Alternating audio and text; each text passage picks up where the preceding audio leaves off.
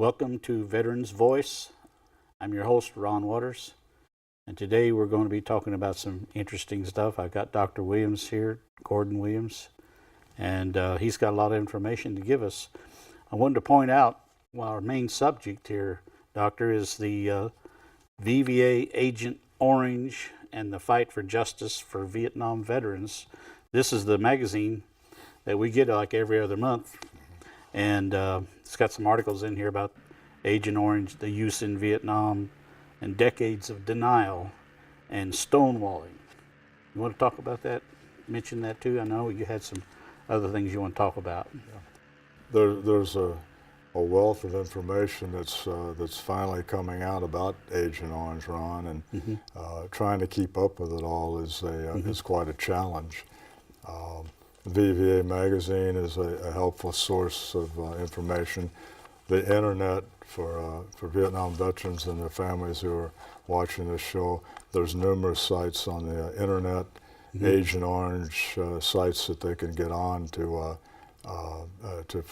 familiarize themselves more so with some of the things we're going to be talking about. Yeah. But it's the whole thing is in flux at this point. There's just things are moving, and what we know today, it may be far different what we know 2 weeks or 6 weeks down the road. So very important. There's some new reports out too. You were telling me earlier about the women who served in Vietnam too. Yeah, it's really interesting. Just to back up for just a moment. At this point, there are 14 illnesses that the federal government admits are presumably due to exposure in Vietnam for those of us, for all of us who served in Vietnam, and one illness for children that's considered to be related to Vietnam. For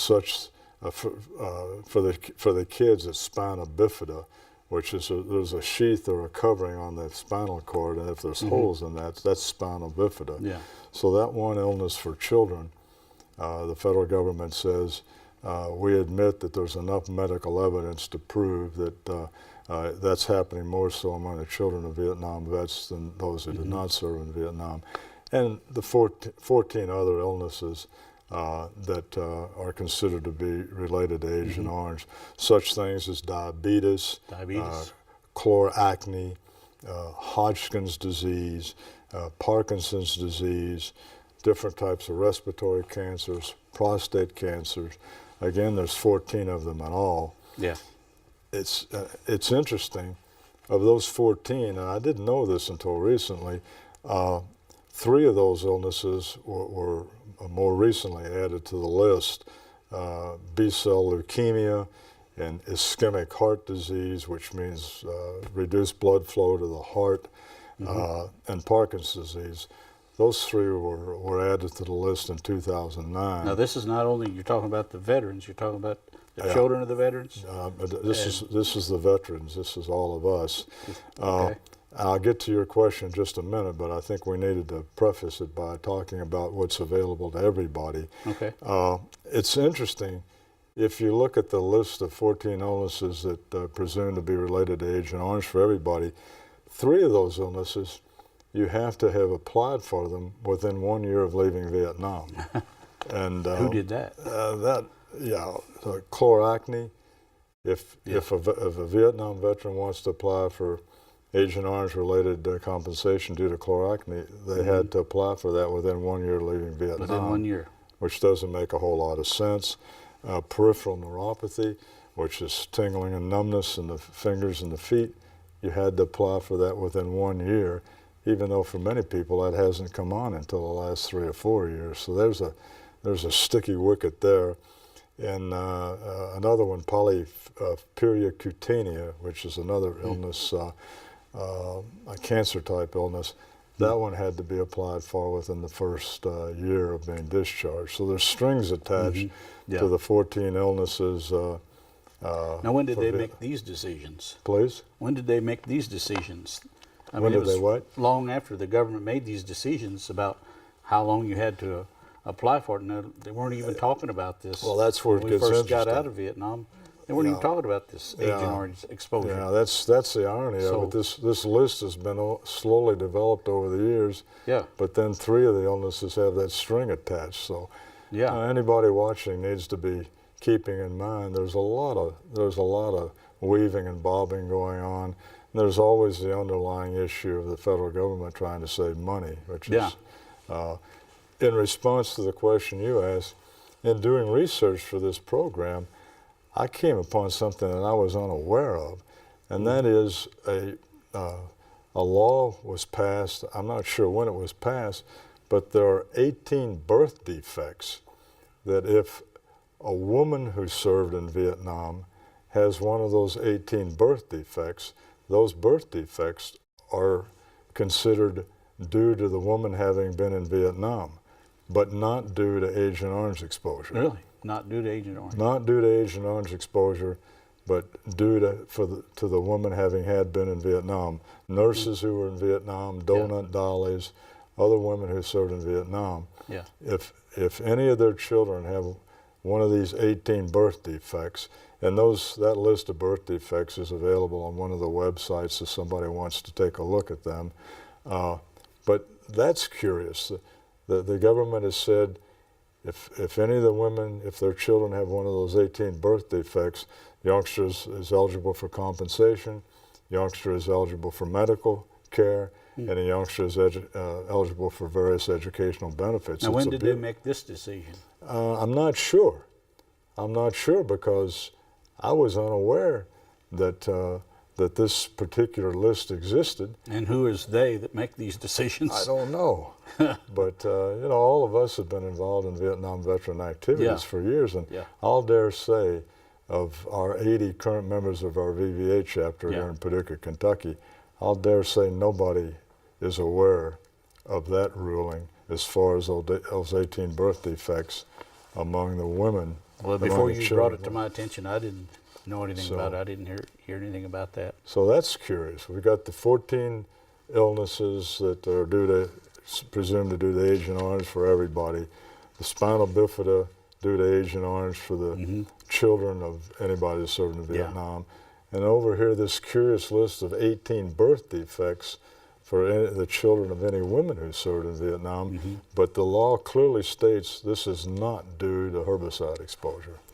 Really? I don't know exactly why that decision was made, but it's certainly a curious sort of thing. I remember several years ago when I was still working at Oscar Mayer in Beardstown, Illinois, some of the Vietnam veterans there were going around, and I was like in my 30s, and some of them were going around getting everybody to go join a class lawsuit against the Agent Orange. Yes. Well, that was several years ago, and they got my name in there, but you never heard anything else, about it. There was a lawsuit. There have been 2 lawsuits, actually.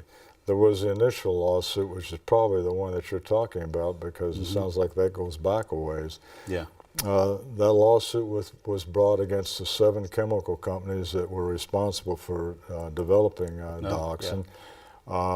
Judge Jack Weinstein in Brooklyn, New York, it was handled in his court. An eventual settlement was made in which the 7 chemical companies agreed to pay $180 million to the plaintiffs.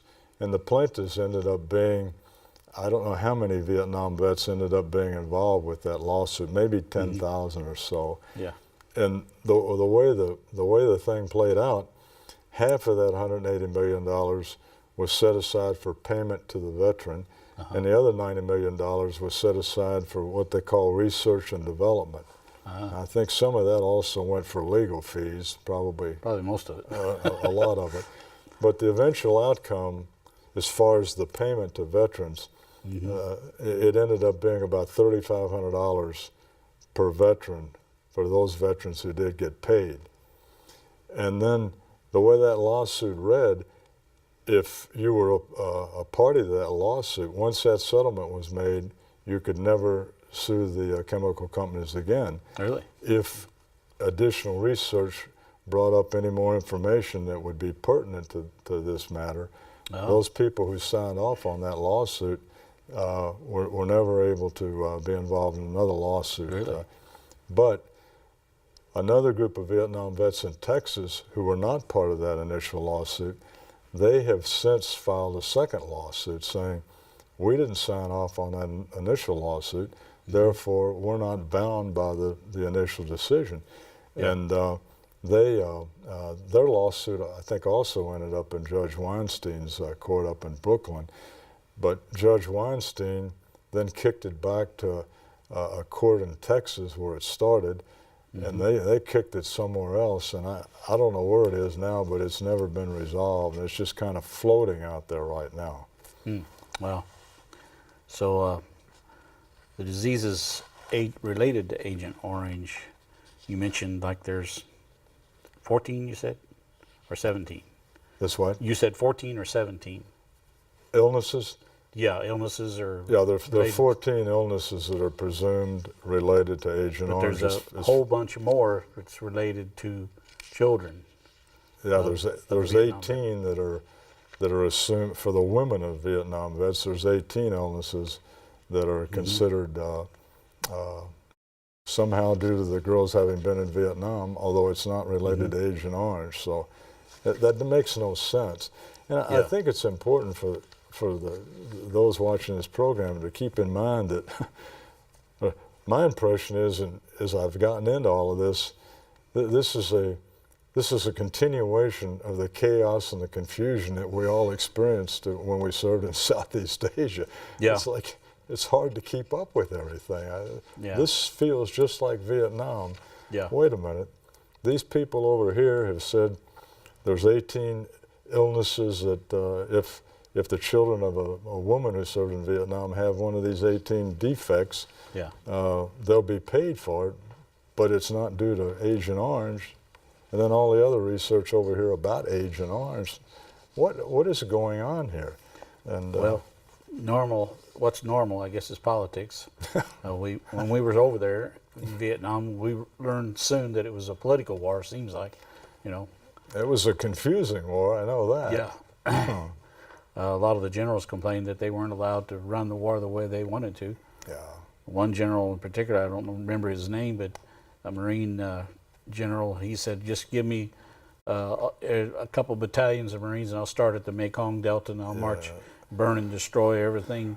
And we said, we'll be in Hanoi in about 6 months. That was your General Walt. That was it? And other people in the MACV that oversaw the war. You know what they did? They retired him. Yeah, I think that's why he was retired. Yeah. He was a hothead, as they saw it, I guess. But you know, a lot of things went wrong, and in politics, a lot of things can go wrong. Yeah. But it's really sad that a lot of people suffer from these things. You were telling me earlier about the Russians may have been experimenting with some of this stuff too. Well, it's not a well advertised or well known fact, but in addition to the 19 million gallons of Agent Orange and Agent Blue and several other agents that our government used in Vietnam, there were several people who had defected from Russia who had worked in a very super secret Russian biological and chemical warfare division, and they testified before the Senate Veterans Affairs Committee and convinced the members of that committee, to include Senator John McCain, that the Russians were experimenting with biological and chemical agents in Vietnam, and that their experimentation was so successful that they pulled back from it because they realized the Americans and other people around the world are going to figure out the North Vietnamese and the Viet Cong are not sophisticated enough to have this kind of weaponry available, and it's going to end up being traced right back to Moscow. So they apparently discontinued that. But to this day, nobody knows what chemical and biological agents were being used, where were they being used, or when were they being used. I work with a lot of Vietnam vets and I get to talking to people about that, and everybody asks those questions. I'll say, I don't know. I don't know. I ask people, if you all were hit by rockets on your LZ or wherever you were at, did people seem like they developed physical illnesses that might be related to chemical exposure? And nobody seems to be able to make any clear connections, but that's another part of the witch's brew as far as what all of our bodies were exposed to, and what research is beginning to suggest what we may be passing on to our offspring, which is where it gets very interesting. I was watching a report about that, and some doctor said it's possible it could be carried to the 5th generation. Yes. I think very important for listeners to be aware of, in late 2016, Congress passed the Toxic Exposure Act of December 2016, a Toxic Exposure Act, which then President Obama then signed into law. And what that law states is the federal bureaucracy utilizing the VA will be responsible for doing further research regarding whether or not toxic exposure in Vietnam and also exposure to toxic agent among people in the Middle East, whether or not that may lead to damage to our bodies in such a way that we may be passing on chromosome abnormalities and other abnormalities that then begin to show up in our children and on our grandchildren. And it's, I can't stress how important that is.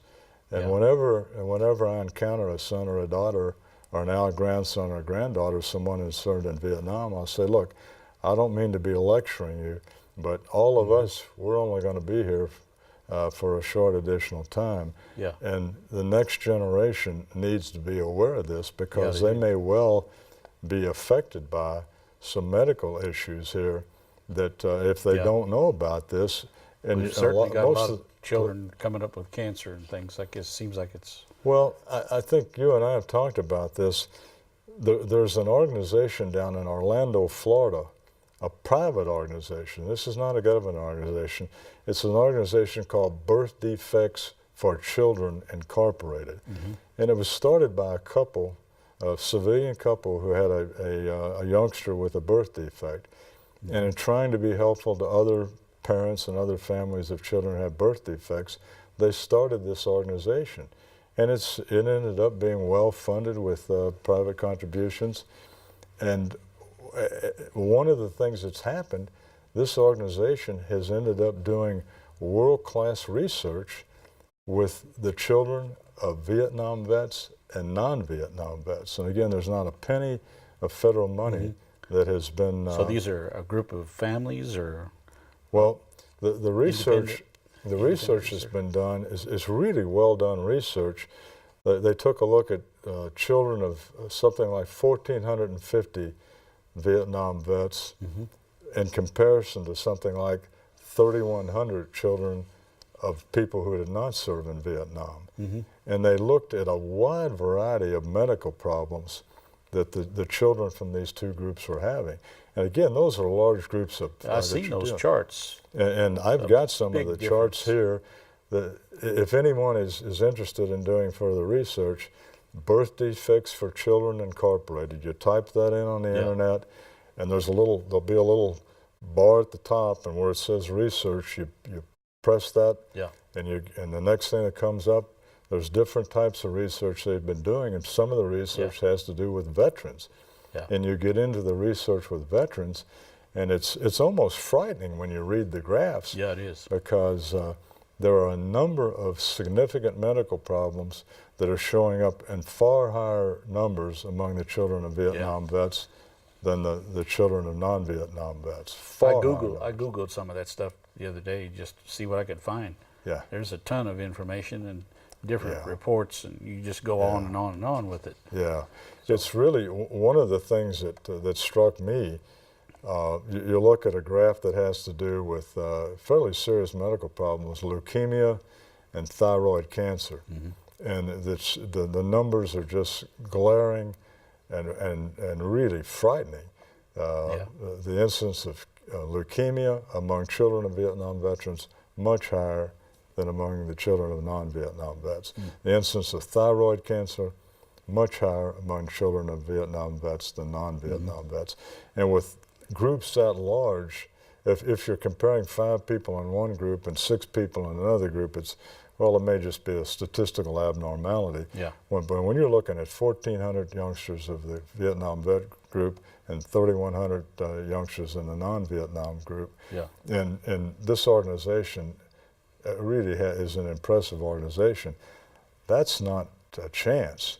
And again, this is a private organization down in Florida that has done some world-class research.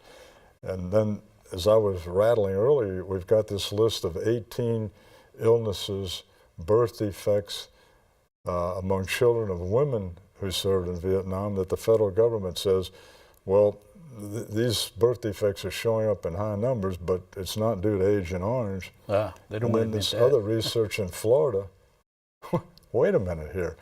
This is unfinished business.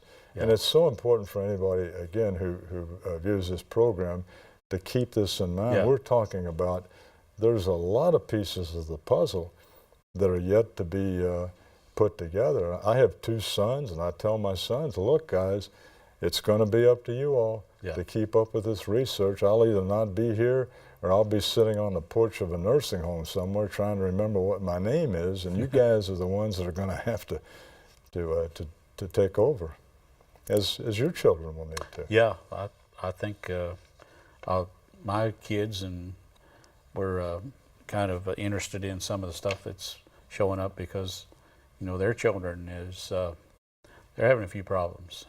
Yeah. So whether they're related to that or not, but they very well could be. Only well-done additional research will answer those questions. And there now is binding federal legislation. Toxic Review Bill of 2016 puts pressure on the federal government through the VA that they have to do that research, as long as all of us know that they have to. Yeah. Or otherwise, there's a strong possibility the VA will say, we don't have enough money or enough time, and they won't do it. Yeah. Well, this has been interesting. There's all kinds of reports, like you mentioned earlier, public health reports and different diseases associated with Agent Orange, and all kinds of stuff that you let me look through a while ago. Is there anything else that we needed to cover? Well, I don't know. I think it's important to keep in mind that this is a process at this point. There's no finished business whatsoever. Those 14 illnesses that I talked about earlier, the spinal bifida for children, the 18 illnesses over on that birth defects list, the research that the people have done down in Florida, this is all in flux, and everybody needs to stick together, I think, and not just let this just sit there. One of the things you mentioned earlier, and it's you mentioned that Vietnam veterans would have to somehow report these things within a year that they got back from Vietnam, which none of us were thinking about anything but just getting as far away from Vietnam as we could. Sure. And as far away from any doctors as we could, you know. Yes. I think that's one of many things that probably that needs. I wonder who made that decision. Well, somebody's sitting in a committee room somewhere. Probably. It's hard to hold people accountable for things like that, but that needs to be looked at again. Wait a minute, how can anybody come up with an arbitrary timeline like that? That if you don't report this within 1 year, and some of those illnesses people didn't realize they had. And they had probably them. come up with that years after we were home. So how would we even have a chance if it was they went back to that time when we got home? Well, but here's several years later. Yeah. Well, how would you report it? You couldn't, and I worked within the federal system for the better part of 30 years, and I saw a lot of pressure to try to hold down federal spending, and the people are under those kinds of pressures, and things like that happen. I know probably some people were probably thinking that Vietnam veterans and I've even heard it from other veterans that weren't in Vietnam. You guys are just a bunch of crybabies. You know, you talk about all the things that went on over there. You know, I had a World War II guy tell me, says, you didn't know what it was. He said, so you're home, he said to me. So you're home, so what? He was in World War II, and he was a Marine, and I thought, well, you're a Marine, you're talking to me that way? Yeah. And well, you know. But there was a lot of stuff going around when we got home, and, you know, while we were over there that, you know, that was pretty tough to take when we got home. We just wanted to get far away from that as it possibly could. Yeah. So.